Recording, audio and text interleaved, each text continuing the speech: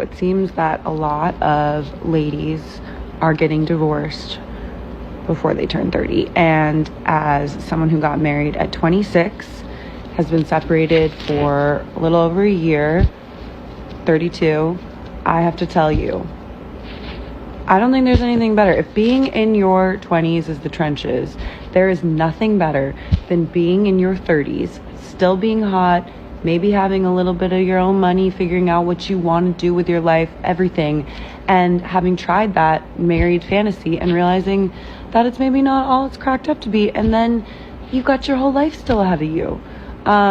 So for all of those people who are stressed or feeling stressed about that, about being divorced, like it's good. Congratulations. Take your moral guidance from an actress, you get what you're saying. This drives me crazy. This drives me insane. Like seeing women do this new culture, the dink culture, dual income, no kids, that's spawning up on TikTok. The 29-year-old people tried to pretend was a victim when actually she was attacking people that are married and have children, because there was absolutely no reason for her to make that video and talk about children. She could have just said, I got up this morning and made chouchouka, but she wanted to correlate it to the fact that, oh, well, and if you have children, this is not possible for you to be able to do, so don't get married, wink, wink.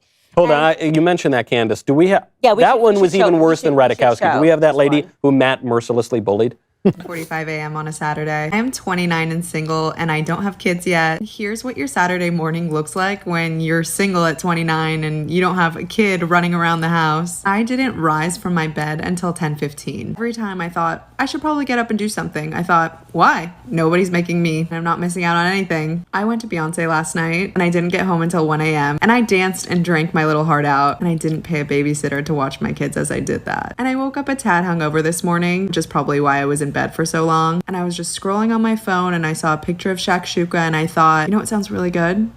Maybe I'm gonna learn how to make shakshuka today. Because I have no plans, and I don't have kids, and I don't have a husband, and I don't have errands to run. I can go to the grocery store and learn how to make shakshuka. So that's on my agenda today. Also on my agenda, probably a rewatch of some Real Housewives of New York. I'm also doing a rewatch of Normal People on Hulu, which is really spicy and I highly recommend. Weirdly, I'm into this documentary on Netflix about blue zone countries. So I've got a pretty stacked day. Anyway, I say all this to say, whenever I'm hard on myself about why I'm not married and I don't have kids, and I should be further along at 29, almost 30, I wouldn't want to do anything else this Saturday. And I know that you can do all these things when you have kids and you're married, and I understand, but the effortlessness and ease of my life, just kind of focusing on myself and the shakshuka I want to make, or the Beyonce concert I want to go to. Let's play a drinking game. Every time she says take a shot of whiskey. We'd be every time she says shakshuka. All be dead. Go shoplift from us. Can I say literally something? A narcissist.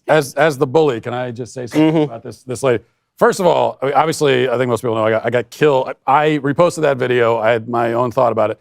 I think my comment was pretty benign. I did call her stupid. You called her stupid. Slightly harsh, but also probably not inaccurate.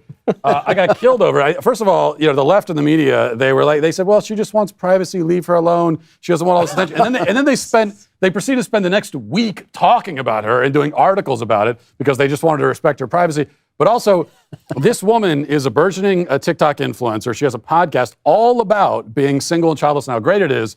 And so I have bullied her. But of course, I've brought about the fate that all TikTok influencers dread by giving her a lot of attention. So it's a terrible thing that I did.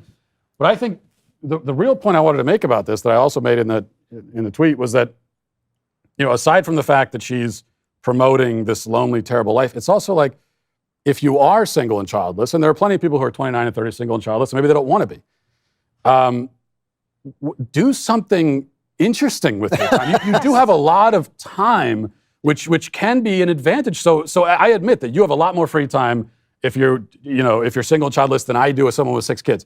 So go out and do something, but instead of doing something, make a tasty breakfast. Not shakshuka. Yeah, make a tasty breakfast and then do something.